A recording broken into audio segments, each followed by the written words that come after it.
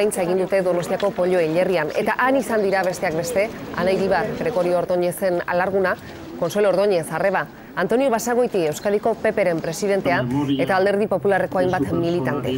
Lore eskaintzaren ondoren, Donostiako hotel batean jarraitu dute omenaldia.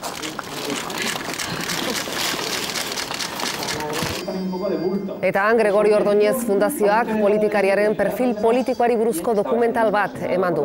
Ekitaldi horretan Alderdi Popularreko hainbat kidek sakon eta luze hitz egin dute Gregorio Ordóñezek utzitako ondare politikoari buruz. Maria Sangilek eta Santiago Abaskalek hitz gogorrak izan dituzte Bilduren eta Gobernu Zentralak terrorismo arloan daraman politikari buruz.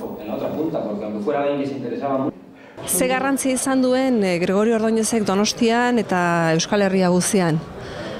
Bere indarra, bere egiak eta bere oinordetza. Eta bere oinordetzak esaten digu askatasunaren eta duintasunaren alde egin behar degula oraindik.